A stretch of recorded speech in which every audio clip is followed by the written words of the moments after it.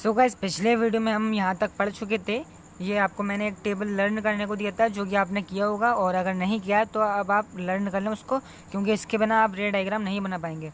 सो आज इस वीडियो में हम उनकी रिप्रेजेंटेशन करेंगे। Representation of image formed by spherical mirror using ray diagram. So आज का वीडियो बहुत ही इंपॉर्टेंट है और बहुत ही ईजी भी है।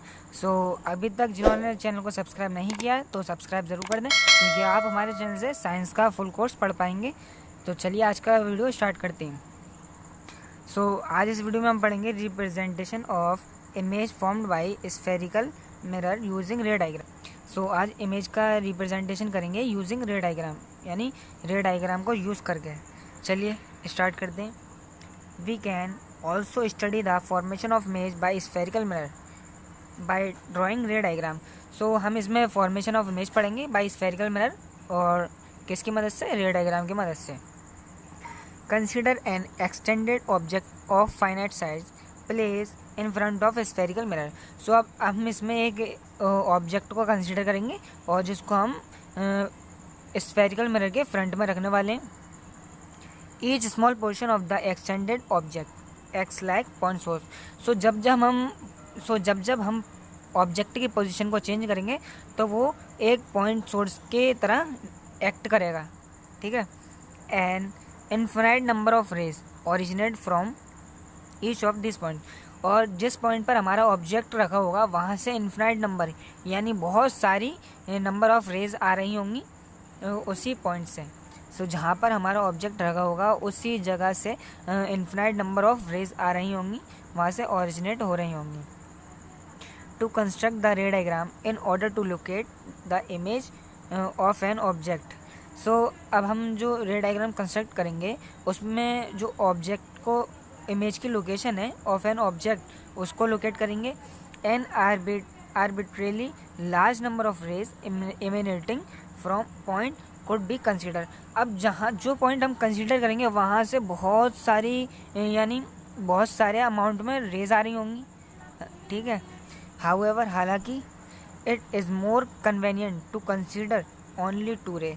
सो हमें क्या करना है कि ऑप्टिक्स में दो रे चाहिए होती हैं, क्योंकि जब तक दो रे इंटरसेक्ट नहीं करेंगे तो इमेज नहीं मिलेगी हमें। For the sake of clarity of the ray diagram, वो भी किसके खातिर? रे डायग्राम के खातिर। तो सेक का मतलब होता है खातिर, ठीक है। ये जो सेक है इसका मतलब होता है खातिर। These ray are so chosen that it is easy to know their direction. So these ray, so ये जो रे होंगी जो हम चूज़ करेंगे, easy to know their direction after reflection from the mirror, वो हमें किस में मदद करेंगी? उसके डायरेक्शन में आफ्टर रिफ्लेक्शन में। The intersection of at least two reflected ray give the position of image of the point object. जो कि अभी मैंने आपको बताया कि इंटरसेक्शन कम से कम टू रिफ्लेक्टेड रेज करेंगे तभी हमें इमेज की पोजीशन मिल पाएगी of the point object. Any two of the following ray can be consider for the locating the image. So कोई सी भी दो रे जिसको हम कंसिडर करेंगे इमेज की लोकेशन के लिए। सो आगे देखते हैं। A ray parallel to the principal axis after reflection we will pass through the principal focus in case of concave mirror or appear to diverge from the principal focus in case of convex mirror. This is illustrated in figure 10.3 a and b.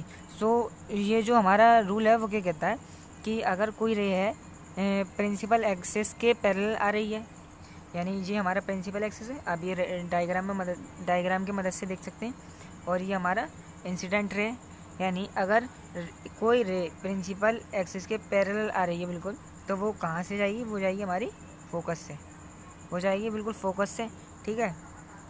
सो ये हमारा जो rule दिया हुआ है इसमें image formation के लिए वो यहाँ पर रिप्रेजेंट किया गया है। ये कौन सा हमारा मिरर है? ये है कॉनकेव, ठीक है, ये कॉनकेव है, और ये जो हमारा है वो है कॉन्वेक्स,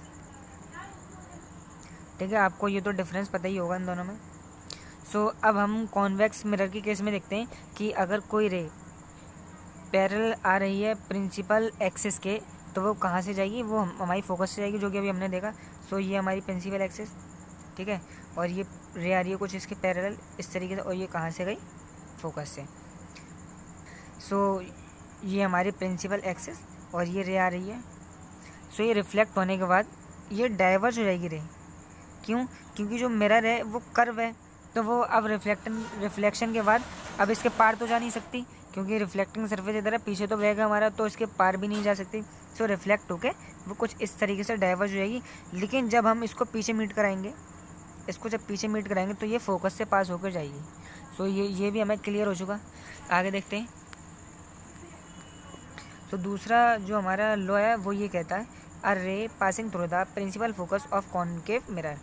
ठीक है, a ray passing through the principal focus of concave mirror और अ रे which is directed toward the principal focus of a convex mirror.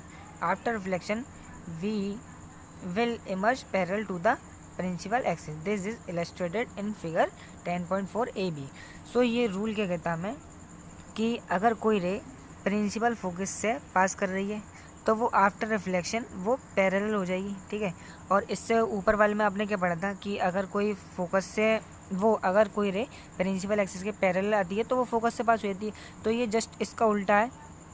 इसमें क्या है, अगर रे फोकस से आ रही है तो पैरेलल हो जाएगी, उसमें क्या था कि पैरेलल आ रही है तो फोकस से जाएगी। ठीक है, अब आप इसको उल्टा करके भी देख सकते हैं, ये आपका डायग्राम है, इसको उल्टा करके देख सकते हैं कि ये जो रे है पैरेलल है प्रिंसिपल एक्सिस के, तो ये कहाँ से जा रही है, फोकस से। सो आपको इसमें दिखाया गया है कि ये फोकस से आ रही है और प्रिंसिपल एक्सिस के बिल्कुल पैरेलल हो जा रही है। ये तो हमारा कॉनकेव मिरर। अब देखते हैं कॉन्वेक्स मिरर का। सो कॉन्वेक्स मिरर में क्या है कि अगर रे फोकस से आ रही है तो अब ये रे पार तो जाएगी नहीं मिरर के। ठीक है, तो ये रिफ्लेक्शन के बाद कुछ इस तरीके से हो जाएगी। ये तो आपको पता ही है क्योंकि पीछे जो है इसके वो सिल्वर है। तो अब क्या होगा, सो जब हम इसको पीछे मीट कराएंगे तो ये किसी पॉइंट यानी फोकस से पास करेगी। सो ये भी हमें क्लियर हो चुका कॉन्वेक्स मिरर का। सो दोनों इस वजह से इसमें साथ में दिए ताकि आपको दोनों में क्लियरिटी आ जाए और आपको कहीं भी दिक्कत नहीं हो समझने में। ठीक है, सो तीसरा जो है रूल है वो है a ray passing through the centre of curvature, यानी अब जो हमारी रे है वो सेंटर ऑफ कर्वेचर से आएगी ऑफ अ कॉनकेव मिरर और directed in the direction of the centre of curvature of convex mirror. ठीक है, after reflection is reflected back along the same path. This is illustrated in figure 10.5 A and B. The light ray comes back along the same path because the incident ray fall on the mirror along the normal to the reflecting surface. So इसका क्या मतलब है? इसका मतलब ये है कि अगर कोई रे सेंटर ऑफ कर्वेचर से आ रही है, सो आफ्टर रिफ्लेक्शन वो वही पाथ फॉलो करके उसी पाथ से बिल्कुल सेम डायरेक्शन में रिट्रेस कर जाएगी। सो आप ये देख सकते हैं कि ये जो रे है वो कुछ इस तरीके से सेंटर ऑफ कर्वेचर से आ रही है, यहाँ मार्क बना हुआ है। सो ये यहाँ आई, सो रिफ्लेक्ट होने के बाद ये कुछ इस तरीके से उसी रास्ते से वापस जा रही है और यहाँ पर उसका मार्क बना हुआ है।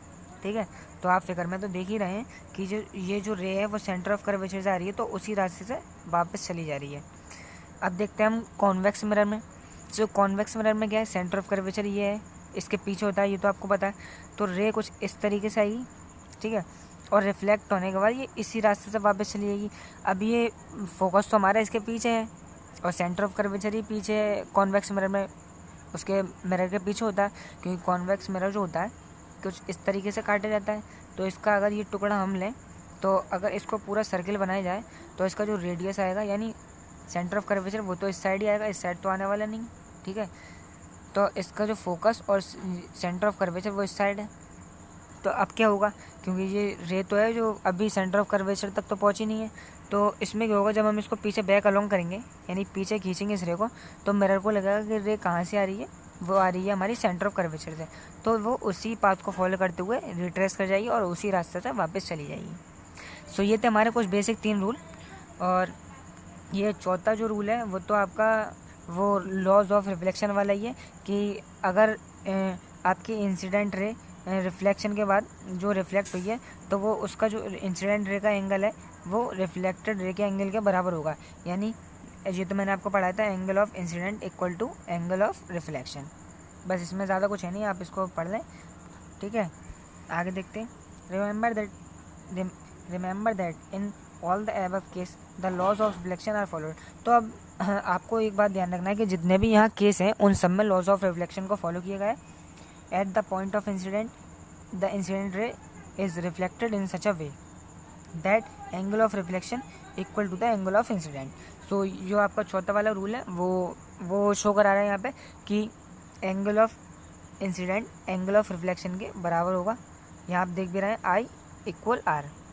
दोनों केस में ये कॉनकेव मिरर था और कॉन्वेक्स में भी यही होगा कि रे यहाँ आएगी पोल पे पड़ने के बाद वो कुछ इस तरीके से आएगी और जो उसका इंसिडेंट रे का एंगल बनेगा प्रिंसिपल एक्सिस से वो रिफ्लेक्टेड रे का एंगल के बराबर होगा। ठीक है, angle of incident equal to the angle of reflection. So आज का वीडियो यहीं एंड करते हैं। सो आज हमने रिप्रेजेंटेशन कर ली है रे डायग्राम की। उसमें हमने जो कुछ बेसिक रूल्स थे उसके वो पढ़े हैं। सो अगले वीडियो में हम जो हमारे रे डायग्राम है कॉनकेव मिरर की उनकी रिप्रेजेंटेशन करने वाले हैं। ये नीचे दिया हुआ है image formation by concave mirror. So अगले वीडियो में हम इन सबको पढ़ने वाले हैं डिटेल में। ठीक है, तो वीडियो पसंद आए तो इसको लाइक करें और चैनल को सब्सक्राइब करना ना भूलें और वीडियो को अपने दोस्तों के साथ भी शेयर कर दें।